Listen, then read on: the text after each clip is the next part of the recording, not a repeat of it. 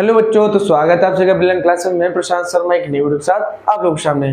तो हाल चाल सबके बढ़िया ही होंगे, वही रखे हैं। तो आज हम बात करेंगे चैप्टर, हमारा सेकंड चैप्टर है केमिस्ट्री, क्लास 10th का है। सॉरी, क्लास 10th का है।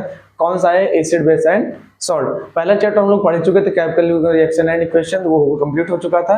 अब हम आज बात करेंगे acid base and salt. Acid base and salt मतलब हो गया अम्ल, क्षार और लवण।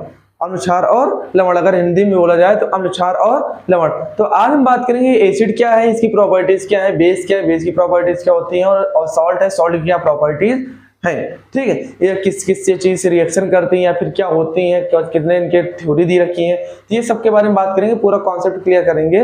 तो वीडियो में बने रहना और हम लोग चलते अपने टॉपिक की तरफ। ठीक है, तो सबसे पहला हमसे बोला गया है कि 3 different theories have been put forth in order to define as acid and base. बोल रहा है कि हमें कितनी थ्योरी प्राप्त है? 3 थ्योरी हमें पता है अलग अलग, जिनसे हम ये बता सकते हैं कि ये एसिड और ये क्या है, बेस है। मतलब कि हमें एसिड और बेस जानने की कोई बात होती है, कोई भी डिफरेंस होती है तो उसको जैसे हम लोग एक लाइन में डिफरेंस पढ़ लेते हैं, किसी किसी में 2 डिफिनेशन होती है अलग अलग लोगों की। तो इसमें बताया है जो एसिड है, एसिड में 3 लोगों ने कंट्रीब्यूट किया है, 3 लोगों ने अपने अपने नियम रखे, अपने अपनी बातें रखी हैं। तो सबसे पहला रखे थे आर्हीनियस ने, the Arrhenius theory. The Arrhenius theory क्या बोलती है?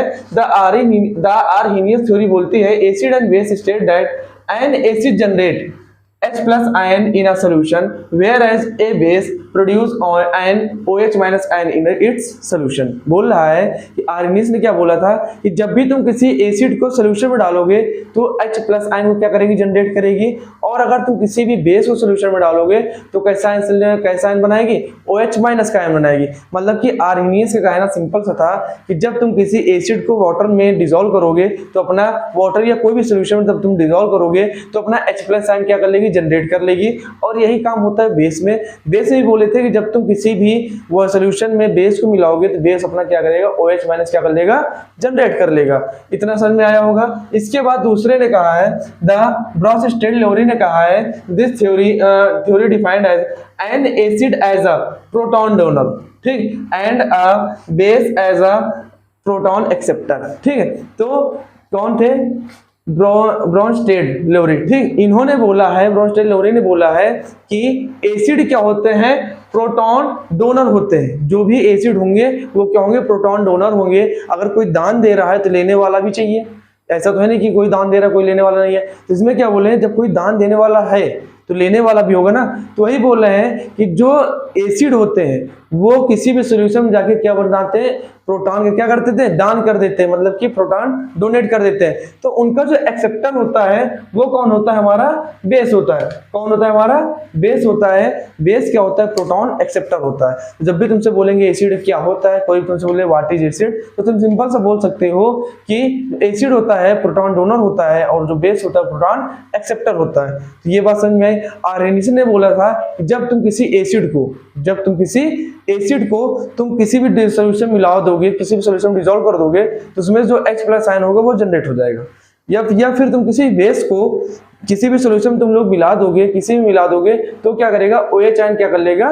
जनरेट कर लेगा।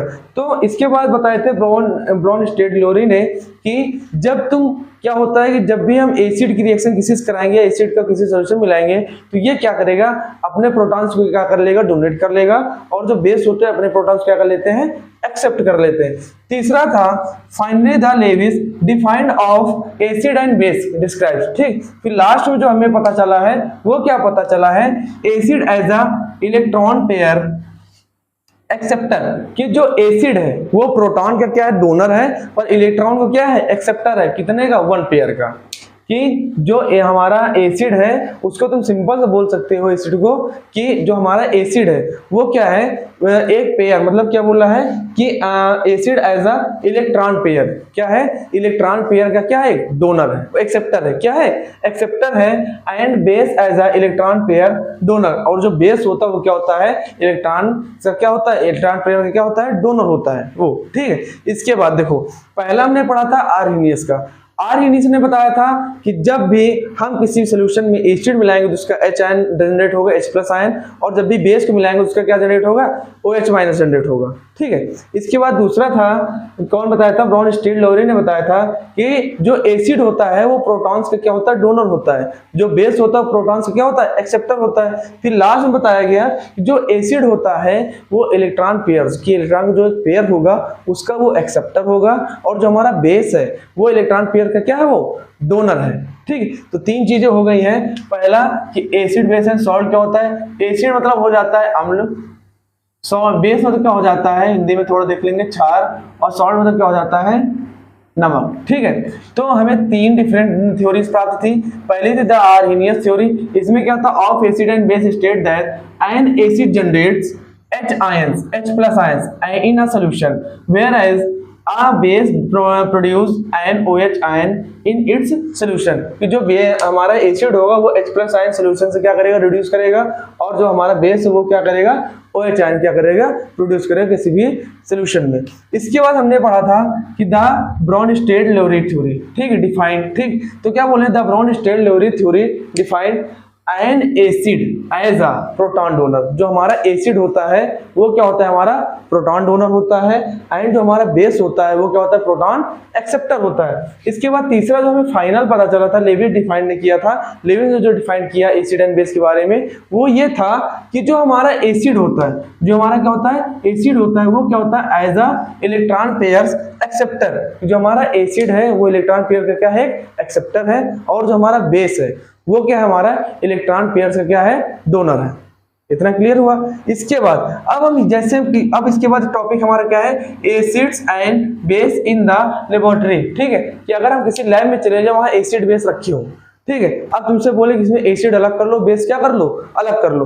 तुम्हें अगर नाम पता है तो एक सिंपल डिफरेंस तुमको पहचानने के लिए बता रहे हैं कि एसिड और बेस कैसे पहचान लोगे। अगर कोई एसिड होगा तो उसमें क्या होगा, H जरूर होगा। क्या होगा, H आयन होगा। जैसे हमने ले लिया HCl, ये क्या है, हमारा एसिड है। H2SO4 ये भी हमारा क्या है, एसिड है।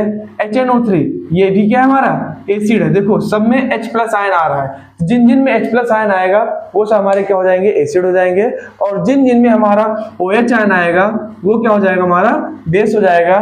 जैसे KOH, NaOH, ठीक है, ये सब क्या हमारे बेस है। ठीक है, तो बोल रहा है कि अगर तुम लैब में चले गए और तुम्हें नाम पता है, ठीक है, जैसे तुम्हारा नाम हो गया H2SO4, तुमको पता है एसिड, तुमने एसिड उठा के एक तरफ रख दिए और बेस उठा के क्या कर दिए, अलग रख दिए, तो इस तरह पार्टीशन कर दिए। अब तुम्हें नाम भी नहीं पता है, खाली तुम वहां बहुत सारे रखे हुए केमिकल, उसमें तुमको ये बताना है जो एसिड है उनको अलग करना, बेस क्या है उनको अलग करना है। तो ऐसे जब हमें नाम नहीं पता होता, ऐसे पहचानना हो गया, तो उनको बोलते हैं क्या, इंडिकेटर्स। क्या बोलते हैं, इंडिकेटर। कि हम किनका यूज करेंगे, इंडिकेटर यूज करेंगे, कि इंडिकेटर ही बता पाएंगे कौन हमारा एसिड और कौन हमारा बेस है। ठीक है, जैसे बहुत एक लाइन में गए, वहां बहुत सारे एसिड बेस रखे हुए हैं, तुमसे कहा गया कि एसिड अलग और बेस अलग कर दो, तो नाम पता तुमने अलग कर दिया, जिसमें H है वो क्या हो जाएगा एसिड, जिसमें OH है वो क्या हो जाएगा बेस। ये हो गया। इसके बाद अब बोला जाए कि तुम्हें नाम भी नहीं पता है, अब वहां बस लैब में रखे हुए हैं, तुम्हें नाम भी नहीं पता है, तब तुम क्या करोगे, तब तुम यूज किसका करोगे, इंडिकेटर्स का।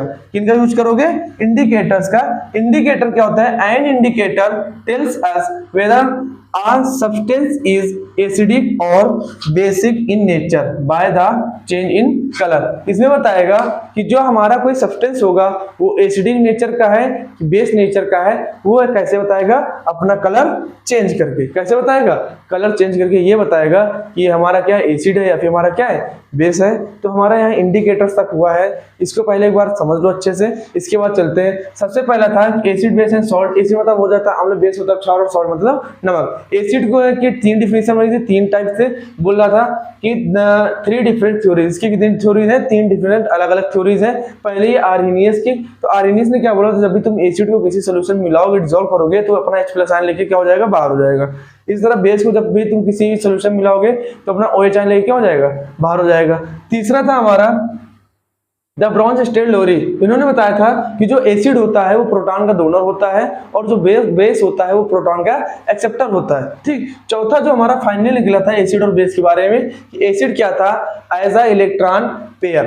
एज इलेक्ट्रॉन पेयर एक्सेप्टर, कि वो इलेक्ट्रॉन पेयर क्या करता था, एक्सेप्ट करता था। एंड बेस क्या करता था, इलेक्ट्रॉन पेयर्स का क्या करता था, डोनेट करता था। ठीक है, तो and base as electron pairs donor, ये क्या करता था, इलेक्ट्रॉन पेयर्स का क्या करता था, डोनर करता था। ठीक है, इसके बाद हमारा प्राप्त होता है acid and base in the laboratory. ठीक है, अगर लैब में हमें एसिड और बेस मिल जाए तो हम क्या करेंगे, हमें अलग अलग करना पड़ेगा तो हम क्या करेंगे। तो इसके लिए यही सिंपल फॉर्मूला है कि हम किनका यूज कर लें, इंडिकेटर से, क्योंकि नाम अगर हमें नहीं पता तो हम इंडिकेटर यूज कर सकते हैं। इंडिकेटर क्या करता है, वो एसिडिक एंड बेसिक नेचर को क्या करता है, अलग कर देता है। कैसे पता करता है, कैसे पता चलेगा, कलर चेंज होते हैं। ठीक है, तो इसके बारे में बात होगी अभी, पहले इतना नोट कर लो, वीडियो पॉज करके इनको नोट कर लिया करो, थोड़ा जल्दी जल्दी कर लो तो आगे भी चले। तो बच्चों तुम लोग कर ही लिए होगे इंडिकेटर्स। तो हमने बताया था इंडिकेटर्स क्या होते हैं, ओहो ठीक, इंडिकेटर्स क्या होते हैं, जो क्या ये बताते हैं कौन एसिडिक है और कौन क्या है, बेसिक है। तो इंडिकेटर्स में ये होता है कि वो एसिडिक और बेसिक की नेचर बताते हैं। कैसे बताते हैं, अपना कलर चेंज करके। अब हम पढ़ते हैं कॉमन इंडिकेटर्स। ठीक, तो कॉमन इंडिकेटर्स क्या होते हैं, तो कॉमन इंडिकेटर्स के अगर हम पढ़ेंगे तो पहला स्टार पॉइंट है कि N asset turn blue litmus red. ठीक है, कि जो एसिड होता है, जो लिटमस पेपर होता है, कॉमन इंडिकेटर लिटमस क्या है, एक इंडिकेटर लिटमस पेपर। ठीक, वो दो कलर में आता है, एक होता है ब्लू और एक क्या होता है, रेड। तो बोला जो एसिड होगा वो ब्लू वाले लिटमस पेपर को किसमें चेंज कर देगा, रेड में। And base turn red litmus blue, और जो बेस होगा वो क्या करेगा, रेड लिटमस को क्या कर देगा, ब्लू कर देगा।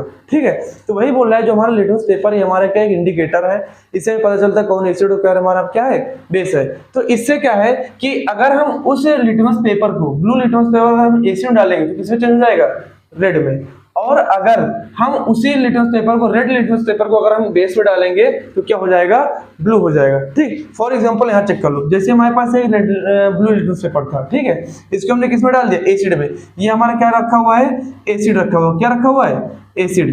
तो अगर हमने एसिड में डाला तो लिटमस पेपर कैसा हो गया, रेड हो गया। ठीक है, और हमने रेड लिटमस पेपर लिया और किसमें डाल दिया, बेस में। जब हम रेड लिटमस पेपर को बेस में डालेंगे तो किसमें चेंज हो जाएगा, ब्लू में। तो हम याद कैसे करेंगे, तो जैसे ए बी, ए के बाद क्या आता है, बी आता है, ए से हो गया एसिड और बी से क्या होता है, ब्लू से रेड। कि जो एसिड वाला लिटमस पेपर होगा वो क्या करेगा, ब्लू से हमेशा क्या करेगा, रेड करेगा। इतना समझ में आ गया। इसके बाद सेकंड बोल रहा था कि methyl orange indicator gives a red colour in an acidic solution and gives yellow color in an basic solution। दूसरा बोलना है जो मिथाइल ऑरेंज होता है ये कैसा इंडिकेटर है, ये क्या करता है, जब हम इसको क्या करते हैं, एसिड में डालते हैं, जब इसको क्या करते हैं, एसिड में डालते हैं तो कैसा कलर देता है, रेड कलर। कैसा कलर देता है, रेड कलर। और यही मिथाइल ऑरेंज को अगर हम बेस के सॉल्यूशन में डाल देते हैं तो हमें कैसा कलर देता है, येलो कलर। मतलब मेथिल ऑरेंज क्या करता है, जब हम इसको एसिड में डालते हैं, मेथिल ऑरेंज जब एसिड में डालते हैं तो कौन सा कलर बनाता है, रेड बनाता है। और जब बेस में डालते हैं तो कौन सा कलर बनाता है, येलो बनाता है। ठीक, दो कॉमन इंडिकेटर हो गए। तीसरा है फिनाल्फ्लेथिन। ठीक, phenolphthalein is colourless in an acidic solution and gives a pink colour in basic solution. बोले जो फिनाल्फ्लेथिन है ये अगर इसमें एसिड डाल देंगे तो क्या हो जाएगा, कलर लेस हो जाएगा। पर अगर हम बेस डालेंगे तो कैसा कलर हो जाएगा, पिंक कलर में हो जाएगा। तो इंडिकेटर, कॉमन इंडिकेटर्स तीन थे। हमने पहला पढ़ा लिटमस पेपर। लिटमस पेपर में क्या होता है, जब हम एसिड में डालते हैं तो क्या होता है, बेस से किस में चेंज हो जाता है, मतलब ब्लू से किस में चेंज हो जाता है, रेड में चेंज हो जाता है। पर अगर बेस में करेंगे तो बेस में क्या होगा, ब्लू, रेड से क्या हो जाएगा, ब्लू हो जाएगा। पहला था। दूसरा हमारा हो रहा है मेथिल ऑरेंज। ये क्या करता है, जब इसको एसिड में डालते हैं, एसिडिक के नेचर इसमें आता है तो कैसा कलर हो जाता है, रेड कलर हो जाता है। और जब ये बेस के नेचर में आता है तो कैसा कलर हो जाता है, येलो कलर हो जाता है। इसके बाद फिनाल्फ्लेथिन था, जब हम एसिडिक सोल्यूशन इसको डाल देते हैं तो कलर लेस हो जाता है। और अगर बेसिक सोल्यूशन डालते हैं तो किस कलर का हो जाता है, पिंक कलर का हो जाता है। तो ये था हमारा एसिड। और एसिड से जो इंडिकेटर्स, वो अभी इंडिकेटर्स और भी हैं तो उनको भी पढ़ेंगे। तो पहले ये वीडियो आएगी, इसके बाद पार्ट वाइज वीडियो, मतलब 3 पार्ट में जाएगी। 3 पार्ट तक में पूरा चैप्टर क्या हो जाएगा, कंप्लीट हो जाएगा। और इस वीडियो का लाइक हम रखते हैं हम लोग 20 लाइक्स। ये कंप्लीट हो जाए, जैसे कंप्लीट होगा वीडियो जो है बननी स्टार्ट हो जाएगी और बन के शायद आ भी जाए। ठीक है। तो कोशिश करना 20 लाइक्स हो जाए, और वीडियो अच्छी लगी हो तो लाइक करना, चैनल सब्सक्राइब कर लेना और दोस्तों के साथ शेयर कर लेना, ठीक है। और इनको अच्छे से 2-3 बार और पढ़ लेना तो पूरा क्लियर हो जाएगा। जब हम दूसरा वीडियो लाएंगे तो उससे पहले इनका एक बार रिवीजन करा देंगे, उसके बाद हम लोग नए टॉपिक की ओर चलेंगे। समझ में आया? तो पहले इसको देख लो, नोट कर लो, और इसको करने के बाद बस मिलेंगे फिर न्यू वीडियो में।